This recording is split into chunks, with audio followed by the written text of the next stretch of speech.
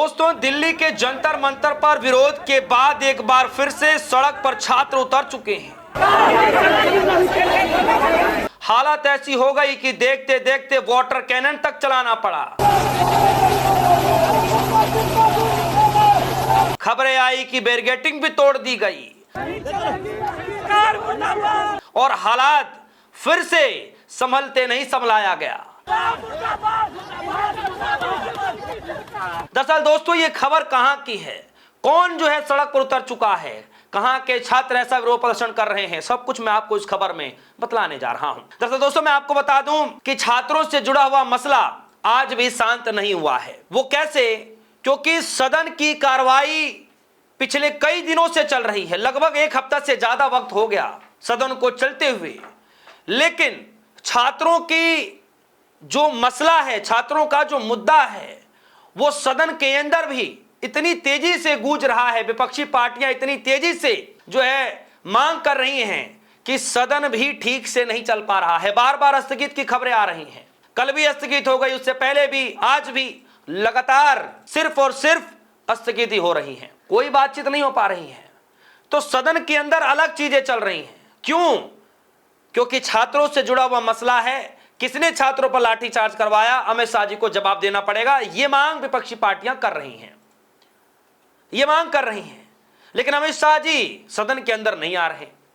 प्रधानमंत्री मोदी जी अभी तक चुप्पी साधे बैठे हैं, आ ही नहीं रहे वो भी सदन में। यही कारण है दोस्तों कि आज एक बार फिर से छात्रों को सड़क पर उतरना पड़ा, और जब छात्र सड़क पर उतरे तो वाटर कैनन चला दिया गया। तो सबसे पहले तो जरा ये नजारा देखिए, ये वो छात्र हैं जिनके ऊपर वाटर कैनन चलाया जा रहा है, ये वो छात्र हैं जिन छात्रों के ऊपर लाठी चार्ज किया गया, उनकी आवाज उठाने के लिए आज सड़कों पर उतरे हैं, तो उनके ऊपर भी वाटर कैनन चलाया जा रहा है। उन सभी बच्चों को, युवाओं को, जेएनजी को भर भर के बसों में ठूसा जा रहा है। तो ये कौन है बच्चे? छात्रों की जो विंग है एनएसयूआई, और आप सभी को पता है कि पढ़ने वाले जो छात्र हैं वो एनएसयूआई के साथ जुड़ते हैं। वही छात्र जो छात्रों की दुखों को समझते हैं, जो ठीक कल के दिन दिल्ली के जंतर मंतर भी पहुंचे, वहां पर भी विरोध किया, अमित शाह जी के खिलाफ नारेबाजी भी की कि हम आपकी लाठी डंडों से नहीं डरते हैं।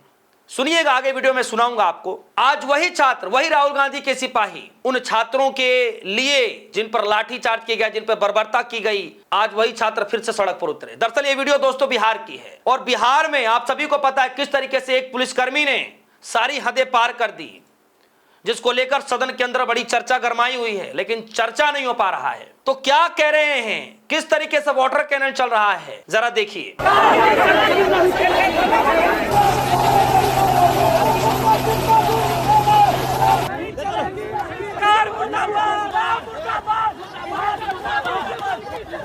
तो देखा दोस्तों आपने, ये वाटर कैनन चलाया क्या। उससे पहले एनएसयूआई के पहले आईवाईसी चीफ, यानी कि इंडियन यूथ कांग्रेस के जो चीफ हैं, आईवाईसी के प्रेसिडेंट जो हैं उदय भानु, वो भी वहां पहुंचे हुए थे और किस तरीके से सरकार से सवाल पूछ रहे थे। मैं वहां पर कवरेज करने के लिए गया हुआ था, क्या कह रहे थे जरा सुनिए। भगोड़ी सरकार है, इसलिए जिम्मेदारी नहीं लगी। ये भगोड़े लोग हैं, जब सच बोलो तो इनको मिर्चियां लगती हैं। कल राहुल गांधी जी ने जब कहा अमित शाह को इस्तीफा लेना चाहिए, थोड़ी सी भी चुल्लू भर शर्म होती इन बीजेपी वालों को, यहाँ देश की शर्म होती तो इनको अपनी गलती माननी पड़ती, लेकिन अपनी गलती मानने को तैयार नहीं है। अरे अमित शाह होम मिनिस्टर है, अगर अमित शाह के कहने पर पुलिस लाठीचार्ज, गोलियां नहीं चला रही तो किसके कहने पर चला रही है? और दूसरी ओर अगर अमित शाह को पता ही नहीं है और पुलिस अपनी मर्जी से देश के युवाओं के ऊपर, छात्रों के ऊपर लाठीचार्ज कर रही है, आंसू गैस के गोले, पैलेट गन चला रही है, तो इससे बेकार और लल्लू होम मिनिस्टर कोई नहीं हो सकता। डर रहे हैं क्योंकि इनको पता है इनकी गलती है। इन्होंने देश के युवाओं के किस मुंह से और कहां से हिम्मत लाएंगे सदन में आने की। मुझे मालूम है, मैं इस समिट में गिरफ्तार था, मेरे से जो इंक्वायरी होती तो जो सवाल भी एक पूछते थे ना, तो उसके बाद आधे घंटे बाद दूसरा सवाल पूछते थे, जब तक होम मिनिस्टर से ये नहीं आता था कौन सा सवाल पूछें। हो नहीं सकता। अमित शाह के कहने पे ये हुआ है, वो जिम्मेदार है और उसको इस्तीफा देना पड़ेगा। तो जिस तरह से ये साबित हो गया, प्रधान सिर्फ एक सेवक है। देश का जो एजुकेशन सिस्टम को खराब करने का काम आरएसएस ने किया और आरएसएस कर रही है। प्रधान के जाने आने से ज्यादा फर्क पड़ने नहीं वाला जब तक सिस्टम को अकाउंटेबल नहीं बनाएंगे। आरएसएस के चंगुल से इस एजुकेशन सिस्टम देश को बाहर नहीं निकालेंगे। और बीजेपी क्या कह रही है, राहुल जी को माफी मांगनी चाहिए। इसका मतलब बीजेपी वाले किरण रिजिजू या जितने भी ये थे जिनको कल मिर्चियां लगी हैं, तभी तो जो अधिकारी इसके लिए, जो मिनिस्टर अमित शाह इसके लिए जिम्मेदार था, उसके ऊपर अगर जिम्मेदारी की बात करें, इस्तीफे की बात करें, तो बीजेपी वाले रुक रहे थे, रो रहे थे, चिल्ला रहे थे। इसका मतलब हमारा देश हमारे पूर्वजों ने इसलिए तो आज़ाद नहीं कराया था कि बीजेपी वाले चोर किसी दिन यहाँ पे आएंगे, प्रधानमंत्री कंप्रोमाइज यहाँ। और जब जो इंसान राहुल गांधी जी जवाबदेही मांग रहे हैं, जिसके कहने पर किस चीज़ की इंक्वायरी और कौन करेगा इंक्वायरी, अमित शाह की इंक्वायरी नरेंद्र मोदी करेगा या रिजिजू करेगा जो उनकी चमचागिरी कर रहे हैं। देश ने खुद देखा है, देश के युवाओं ने खुद देखा है, तो कौन सी इंक्वायरी सामने सामने दिख रहा है। और उन लोगों से पूछो जिनके घर के बच्चे इंजर्ड है इस लाठीचार्ज से जो अमित शाह ने करवाए, तो इंक्वायरी नहीं चाहिए, डिसीजन चाहिए, और वो है इस्तीफा अमित शाह का। सुना दोस्तों आपने, देखिए एनएसयूआई ने वीडियो शेयर किया, लिखा पटना में छात्रों पर हुए बर्बरता को लेकर के विरोध में मुख्यमंत्री आवास घेराव के दौरान एनएसयूआई के राष्ट्रीय अध्यक्ष विनोद जाखड़ को डिटेन किया गया। दमन से छात्रों की आवाज नहीं दबेगी, न्याय तक संघर्ष जारी रहेगा। उसके बाद दूसरी वीडियो शेयर की गई। इस वीडियो में आप देखिए किस तरीके से वाटर कैनन चलाया जा रहा है और छात्र कह रहे हैं, एनएसयूआई के जो कार्यकर्ता हैं, जो छात्र हैं, युवा साथी जेएनजी जो हैं, वो ये कह रहे हैं कि हम डरेंगे नहीं, झुकेंगे नहीं, चाहे लाख आप बर्बरता कुछ भी कर लीजिए। कुल मिलाकर के मैं आपको बता दूं कि ये लड़ाई अब अमित शाह जी के इस्तीफे तक पहुंच गई है। चाहे दिल्ली के जंतर मंतर पर अब जो सीजेपी के प्रोटेस्ट खत्म होने के बाद जो दोबारा से स्टार्ट हो रहा है धीरे धीरे, कभी आईवाईसी के कार्यकर्ता प्रेसिडेंट पहुंच जा रहे हैं, कभी एनएसयूआई के प्रेसिडेंट उनके कार्यकर्ता पहुंच जा रहे हैं। आज बिहार के अंदर जबरदस्त विरोध प्रदर्शन देखने को मिला, जिसमें वाटर कैनन तक चल गए, लोगों को हिरासत में ले लिया गया, डिटेन कर लिया गया। कुल मिलाकर के अमित शाह जी के इस्तीफे की बात चल रही है, सदन के अंदर भी, सदन के बाहर भी, सड़क पर भी, दिल्ली के जंतर मंतर पर भी, कि आपने छात्रों के साथ बर्बरता क्यों की। तो सवाल यही है कि क्या वाकई अमित शाह जी का इस्तीफा होगा?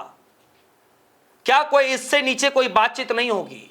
क्या वाकई देश के प्रधानमंत्री मोदी जी अब इस पर चुप्पी तोड़ेंगे? क्या सदन के अंदर जवाबदेही तय की जाएगी? ये बड़े सवाल हैं और आज तक इस पर जवाबदेही तय नहीं की जा रही है, सबकी चुप्पी है।